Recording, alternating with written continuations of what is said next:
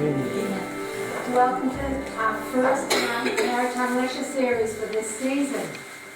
Before we get into the program and introducing the speaker, I have to remind you next week we're going to have Arnie Cowles coming to speak. And many of you know him. He's a wreck diver and he does a lot of research and things like that. And his topic next week is going to be about the canal and the wrecks on the Cape. And there are thousands, well maybe not thousands, hundreds anyhow, of wrecks all around the Cape. And it's great for divers and they really love it. And you know what happened when the canal came in? The wrecks slowed down. Not that they want people hurt or anything, but they do like diving on those wrecks. So he's going to come and tell us all about that. So be sure you're here next week too. Mary Sicchio worked down at Cape Cod Community College as the archivist in the Nickerson room. And she's going to introduce Mary?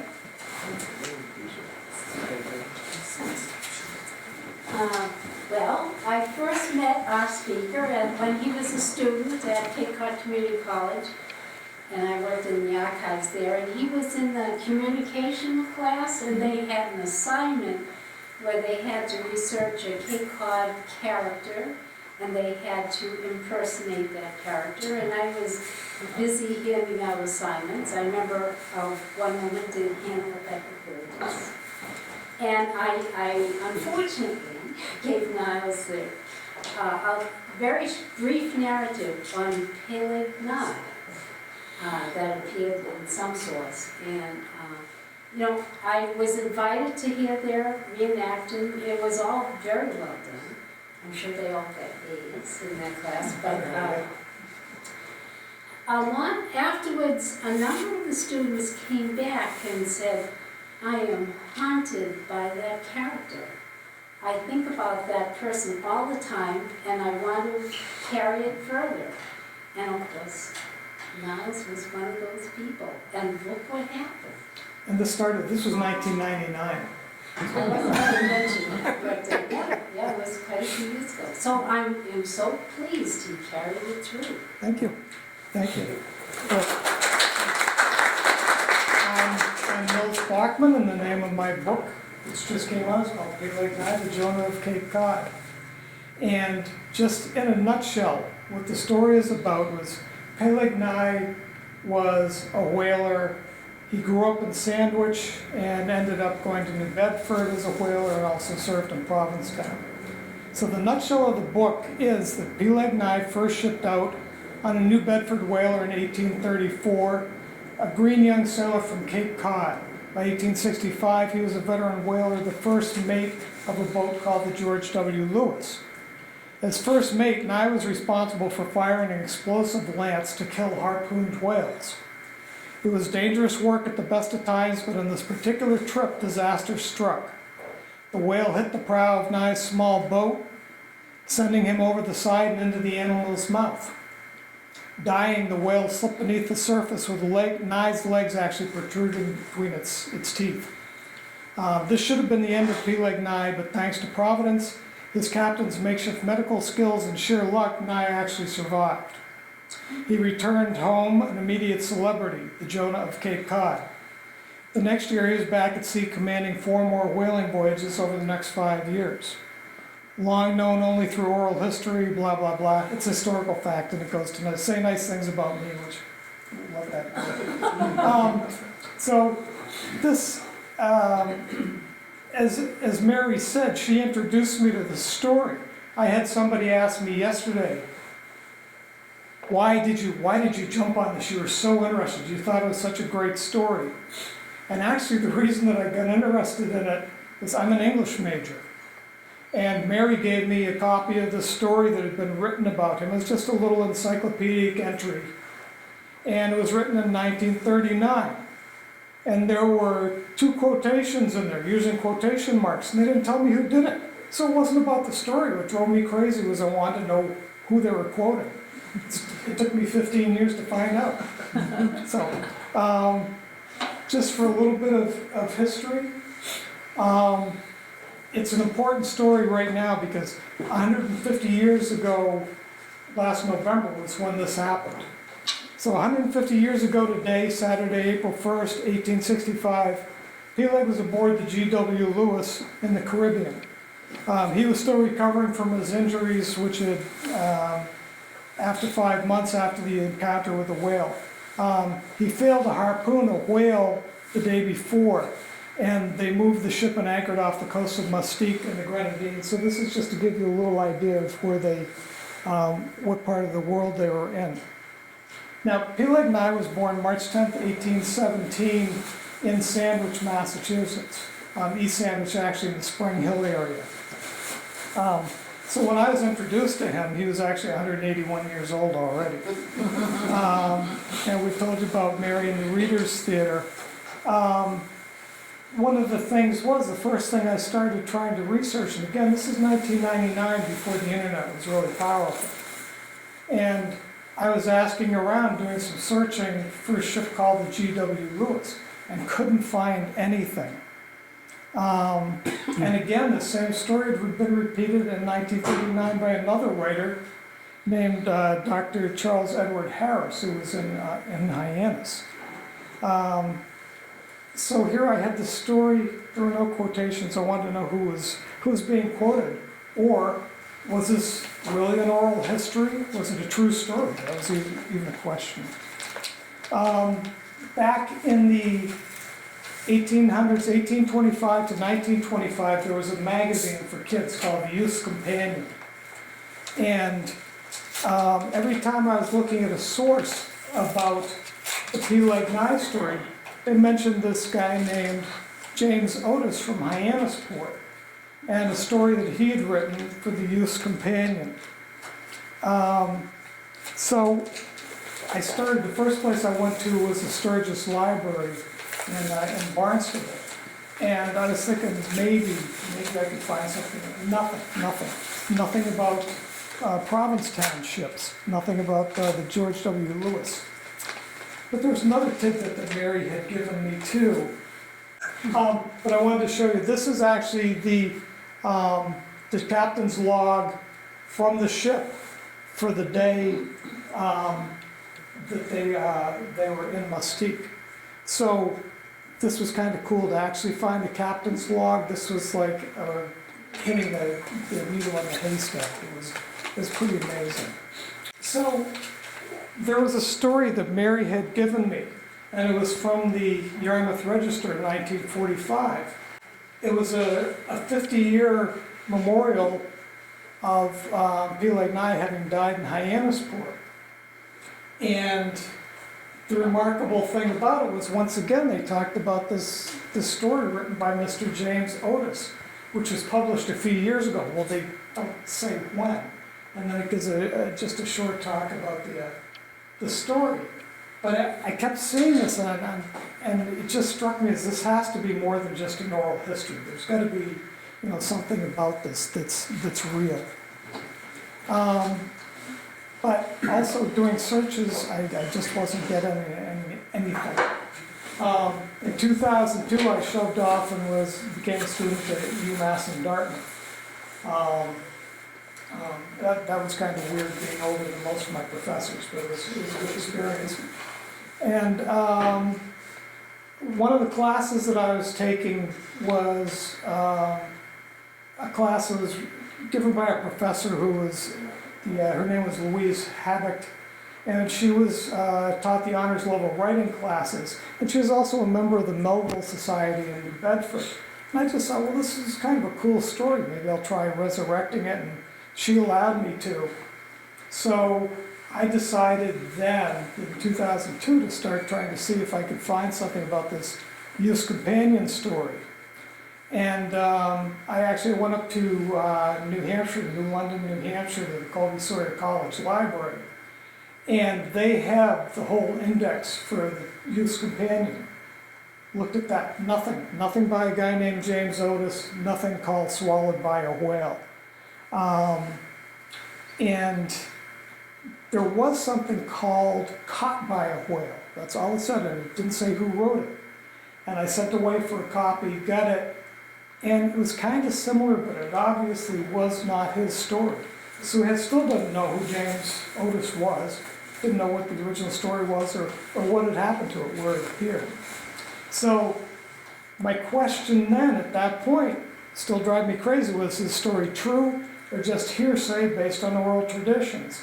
And if you folks are all history buffs, you know that oral traditions are kind of sketchy. Sometimes you get an outrageous story that, never really happened. Might have been somebody else's story.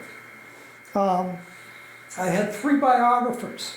One was named Donald Trazer, who the Trazer Museum in Barnstable is named after him.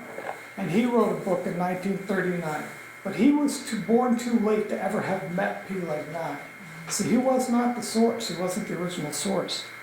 Dr. Harris was closer to the age he could have met Peleg Nye, except that he moved to Hyannis from Baltimore 2 years after Peleg Nye died. So he didn't know him. James Otis was a totally different character. The weird thing about James Otis was he was incredibly rich. He came from a rich family. His father was the first and only mayor of Roxbury, Massachusetts. He was also a descendant of James Otis of the Revolutionary War fame, who was the fellow who came up with he's best remembered for his line, no taxation without representation. That was James Otis. And he was a lawyer in Boston, but they also had a place here in the Cape, so this made more sense. So James Otis was somebody that I needed to find. The problem was, he was more elusive than Peleg was. He didn't leave a paper trail. He was kind of an eccentric. He was a tutor. He and his wife traveled extensively in France. But at one point in the 1800s, around 1875, he built a house in Hyannisport. That was their summer home. As Peleg Nye was still alive, they were close to each other. So he's got to be the guy who they're recording. He's got to be the source for Peleg Nye's story. This is a picture of James Otis and his wife, courtesy of John Cullity. And this was also something else about the Peleg Nye story is this was a story that was begging to be written. Every time I could be someplace, I might not have talked about it for a year. And I'd walk into a place and say, do you know anything about Peleg Nye? And they would go, well, that's incredible. We were just found this today. And when I mentioned James Otis to John, he goes, well, he was a friend of my grandfather's. I have a picture of them. The only other place that has a picture of James Otis is the Hyannis Library. And it's dated 1965, and that's a remarkable picture because he died in 1945. So we're still trying to figure that one out. But this is James Otis and his wife at their home called Mariner's Rest in Barnstable. And when they built this, it was quite the place. I mean, it was unusual, it was big. It's right on the water on Ocean Street in Hyannis, 85 Ocean. And right now it's gated, and you can't really get in, but I did sneak a little bit of a picture just to see if the house was similar. And you can see that off to this side, we still have the round room there. So I'm sure that that's the place. I just haven't had the gall yet to stop in and ask the people, hey, do you know anything about James Otis? Do you know where it is that you live? So that will happen eventually. Now there's a thing called an aha moment. That's where things come together. And the aha moment happened in 2002 for me. Again, right question, right time. If I'd asked the question a year before, I would not have gotten the answer. And I was, again, at UMass Dartmouth, and I thought, well, I'll just check with the Whaling Museum, see if they know anything about the G.W. Lewis. And this is the reply that I got. And yes, they did know something about the G.W. Lewis, and the reason I couldn't find it was because it's actually called the George W. Lewis of Provincetown. And it was in the Kendall Museum. Well, they had just gotten the Kendall collection the year before. So if I had asked the year before, they would have said, no, we don't know anything about it. So that was pretty remarkable in itself. That was that really started bringing it together. And this was a big deal. if it was in the captain's log, the logbook that they now have at the Kendall Museum, that means it's not an oral history, it's actually documented. So that was a big deal finding the captain's log. Now when I went to view it the first time, it was on microfilm. I don't know if any of you have dealt with microfilm, it's a pain in the neck. And you've got to take notes. And the other thing is you've got to decipher the handwriting. And there's also a whaleman's lingo. There are a lot of things. And it was 267 pages. And I thought, I'm never going to find this. I'm never going to find this. But as I opened up the first logbook, took a look at a few pictures, I realized Hiram Holmes kept his own logbook. And he was a pretty good illustrator. And this was his sign for having taken a whale. He's got the harpoon, they've got the whale, they've captured it. So I didn't have to just sort through and try to read everything page by page. All I had to do was look for the pictures. And within an hour or so, I did find the original document. I found that this actually had happened, the captain had written about it, and it's a true story.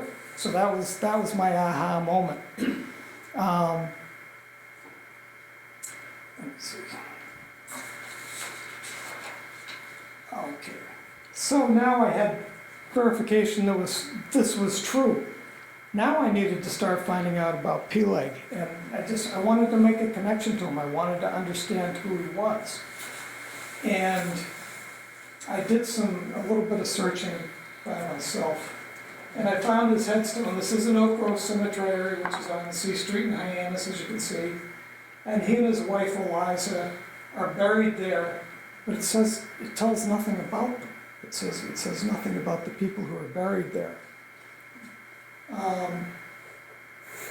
Now, one of the things, and I've mentioned this to John, one of the things I love about this is I grew up in the Cape, and once you make a historical connection, it changes your perspective about the place you live. And Peleg Nye's house, I had been driving by his house since 1968. And I didn't know it. I'd never heard of the guy. This is the corner of Scudder and Irving Avenue in Hyannisport. This is the Kennedy compound. That's Peleg Nye's house.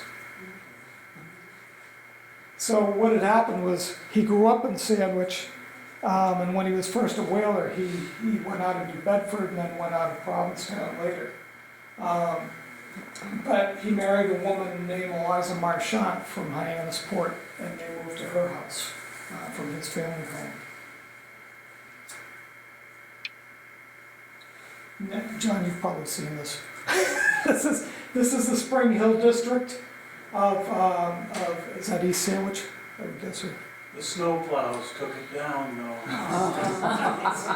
Along with a lot of things. And up behind it is if you ever drive by this, there's a little cemetery up in the back of the hill, and that's where Peleg's not buried there, but most of his family members are, his parents and brothers and siblings. And, this is a house, if you've driven down 6A at any time through Sandwich, you may have noticed this house, simply because it has a title, it has a sign outside that says Hedgerow. And I believe that this is the house where Peleg grew up in. It seems it has to be as far as the dating goes. His father was a ship owner and captain and did relatively well and could afford this big house. But by the time Peleg was probably about 7 or 8 years old, his father had taken a beating in his business and had to sell Hedgerow. And they moved just down the street across from the cemetery. And this is a picture of the house that his family lived in. This is a picture that was taken in 1908. Do you remember who that is in the picture? Is that? I think it's Dorothy Nye Freeman. Yeah. And then this is the house the way it appears today. It really hasn't changed much. So again, you know, I'm getting some bites on Peleg, but I wasn't really sure where I wanted to go next. So I went to the Sandwich Library and went in to see Barbara Gill, who's the archivist there. I've never met her before. I introduced myself. I said, I'm interested in knowing about this guy, Peleg Nye. And she points and she said, well, there was one person in there. She said, talk to her. She's the Nye family historian. So, again, this story wanted to be written. So her name is Julia Hendy. And through Julia, I was able to meet John Cullity, other members of the Benjamin Nye family, the Nye Museum in Sandwich. But I also got to meet Irving Freeman and his sister, Priscilla Rohrstrom. And they are his great grandniece and grandnephew. So Peleg and his wife never had any children of their own. So the next step was, Julia told me, you got to start with the family genealogy. And so I managed to find a copy of it for my own use. And I was very excited about it because here I'm going to learn all about this guy. And so I finally found him. And this is all it said. It gave me his birth date, said who he married, and then he died. There was nothing. There was nothing. It didn't tell me anything. So the next step I took was going to a place in Waltham, Mass. Called the National Archives and Records Administration, because they had, according to them, they're the biggest repository next to New Bedford of whaling information. And I went there, and they said that they had a document that came from the George W. Lewis. I got there, they didn't have the document, couldn't find it. I said, doesn't that concern you that it's missing? Oh, not really. Okay. But I did find his brother's name on a crew list in New Bedford. So I thought, okay, this is pretty good. I have his brother's signature. And it was, what they told me there was that Provincetown whaling ships would have been registered in Boston. And when I called the whaling, or the museum in Provincetown, they said, we don't have anything. Provincetown doesn't have any whaling records, doesn't have any books. We really don't know much about it. The reason being that the records that were stored in Boston were stored on Long Wharf. And so they're there, they're underneath the building, they're so moldy and mildewed that nobody can touch them because they haven't figured out how to restore them, how to hold on to them. And right now they're just, there's a good chance that all that information will be lost. So I couldn't find anything there. So the next thing to do was to go to the Whaling Museum. And there I got to look at the book again and just connected with that. And then the archivist who was there that day told me to go up to the New Bedford Free Public Library. They have, and talked to the genealogists there, they have lots of information. So I went up there, and what it turns out was that any ship that sailed out, any whaling ship that left an American port had to file 4 manifests. And also, in New Bedford, it's one of those huge old library, filing card systems. It's massive. It's about the size of that desk out there. But what it is it has every whaler's name. Whoever came through New Bedford has their name and just a little bit of information about them. And here's the first time that I actually found something solid about Peleg Nye. When he was 21, he was 5 feet 10 inches. He was on a bark called Persia out of New Bedford, and they sailed from 1838 to 1842. And then after that, or previous to that, when he was 17, he had shipped out and was on board a ship called the India. Well, it just happened that the New Bedford Whaling Museum had the logbook for the Persia. So I was able to take a look at that.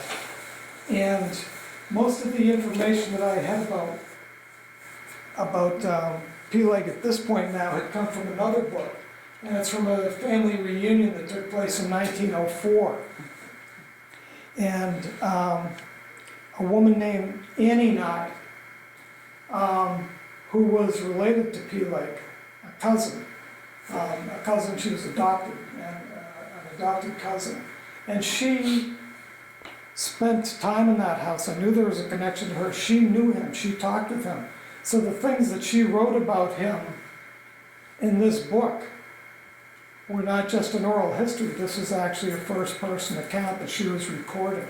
And that was wonderful. And the cool thing about it was that it talks about him as a young man, his first time on board of ship, some really extreme things that happened, and it's all documented in the ship's log. So that was great too. This is proof that he was actually out there and doing this. Now, once we started piecing this together, the thing was to try to get some information about the Provincetown history. And that's really hard, but again, Annie and I had written about it a little bit. So we do know that Peleg Nye, after he did his 2 trips from New Bedford, went to Provincetown, worked his way up through the hierarchy, became a ship's captain as a relatively young man. Unfortunately, he lost the ship, and I mean, that it sank. And so he kind of disappeared for a while again, and then all of a sudden he showed up on the George W. Lewis as the first mate. He was taken down by the whale, and he became a local celebrity.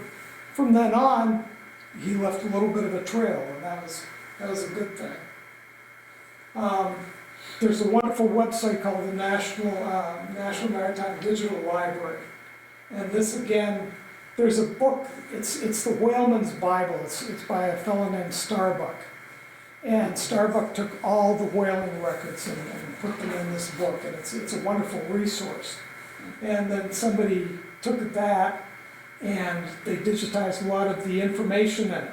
So we can see here it shows that after 1866, now he was taken down by the whale in 1865, they came back in 1866, he was made the captain of a ship again and made several voyages. The thing that I think is interesting was all people have to do if they want information is read the Starbuck book, and they can get it. And this is pretty accurate, but it's still missing one of the ships. So the sloppy research is out there, and I just decided that I really wanted to make sure that this history is correct. So that's how I got into it. As far as his years after he retired, I went to the Barnstable Patriot, which is something you can get through the Sturgis Library. They have an online site, and you can research old newspapers. And it's kind of funky. You have to figure out how to work it, but once you do, you can find things. And again, here's this thing, 1891. And a late member of the Youth's Companion is an interesting account, swallowed by a whale, the author of which is Mr. James Otis, whoever he is, of Hyannisport, and the hero is Captain Peleg Nye, also of the port. So, okay, once again, this is real, this is something that actually happened. But, where did the story come from? The reason I'm being a little vague about this is because I want you to read the book. Yeah, I'm trying to give you an overview. Now, one of the things too that drove me crazy was I had a vision in my mind of what he looked like, but the family doesn't have a picture of him. Irving Freeman doesn't have a picture of him. He has a picture of his brother. He has a picture of his parents, but nobody seems to have a picture of Peleg. And as I was going through my records last year, the first day that I walked into Mary Sicchio's office back in 1999, she had given me this article. It's called Latter-day Jonahs, and it talks about Peleg Nye, and then also an Englishman named James Bartley, who claimed to have had the same experience, and later said it was just bunk, and we made the story up to make some money. So I opened this, I'm looking at it, and I don't know why I never read captions. And this caption says, Peleg Nye of Hyannisport. So, this has got to be like Nye. And it's the only image that I know of that exists for him.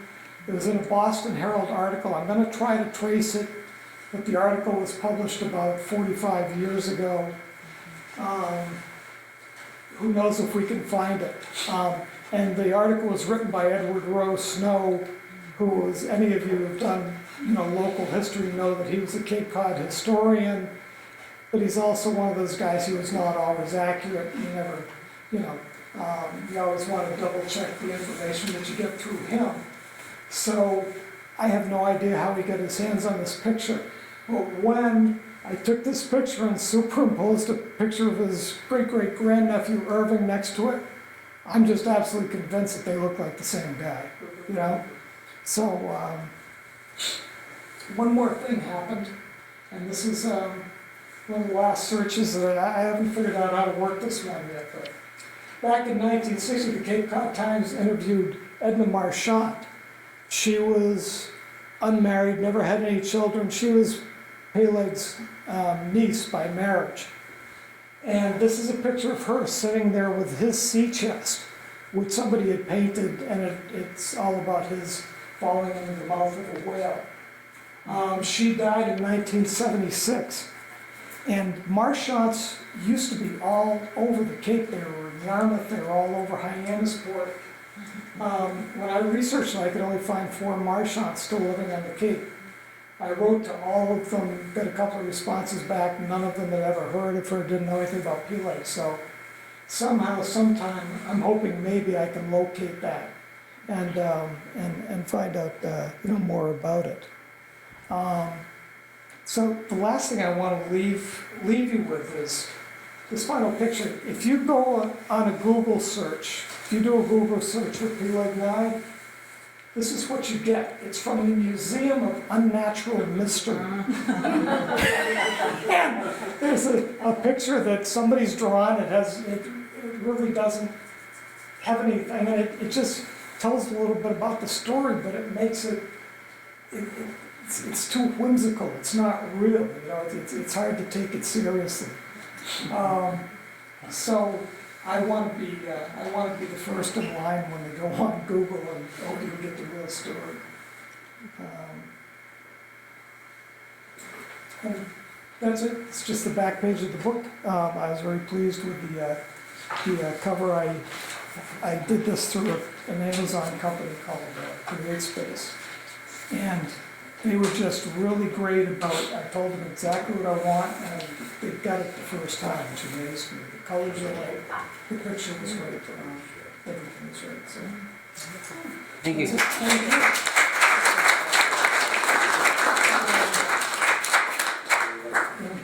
I have a question. Oh no. I sort of glazed through this a little bit at the beginning, and his brother's middle name was Howland. And then it says that they're related to a pilgrim. Is it Pilgrim John Howland? Yeah.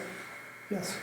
I have to tell you, this morning I was going through Starbucks because I'm doing an exhibit. I'm the curator at Howland House. I was doing an exhibit on whaling this year at Howland House. And also the Tyrolean that Joshua was on, that's a Howland ship too. It's owned by one of the Howland companies. I did that. So see, when he's talking about things connected, Yeah. no matter what it all. It does. And if you don't know, John Howland was one of the few people on the Mayflower. They're not sure why he was on board there, whether he worked for one of the families from England that brought him over and stuff, but he wasn't one of the rich folks who was traveling. And he was also a survivor. At one point in the Mayflower, he fell overboard in rough weather and just was flailing out there in rough water, happened to stick his hand out and the hawser line had come loose. And he grabbed it, and next thing you knew, they were pulling him on board using fish hooks. So he ended up being a pretty important guy around Plymouth, but the fact that he survived is amazing. Yeah. But mostly, a lot of these families who just, came from Mayflowers, folks, or they were early, called men from Lynn, who were given plots of land if they helped settle Sandwich. So that's how Sandwich basically started. So Everybody but your Mayflower descendant, your family is. 9 of them. Amazing, amazing, so. Is Howard one of them? I'm not gonna guarantee it. Oh, okay. Gallatin and Brewster and, I'll check. But it's amazing how quickly, you know, we think of the Pilgrims as starting this whole thing around here. There were already people here, they've been fishing here for, 100 years, and I found out that my family settled around Beverly in 1630, so we're not, newcomers to the country. And, it's pretty amazing how these people just settled here, spread out and survived. Yeah. Any other questions? Well, I want to thank you all for coming. This was wonderful. This was my first shot at doing this. The book just got published. I was very excited about doing this. I didn't really do anything with my arm. I just wanted the sympathy factor. You wrote too long. Actually, he already also brought some books there for sale in the other room there that he'll sign for you. And in this room, we have lots of good questions, so you get to have to eat all of them before you leave. We hope to see you all next week and the week after and the week after and the week after. We have 5 maritime lectures this year. In fact, we had so many maritime lectures and people wanted to do it that our May lecture is going to be on the matches, the catboat, the matches. I know you're familiar with it. It's one of the ones built in Bourne here. And it's going to be a lecture on the history of that. So we're going to actually have 6 lectures on maritime right in the world. So we hope to see you there at all of them. And be sure you come out and get some of the refreshments. Thank you. Thank you.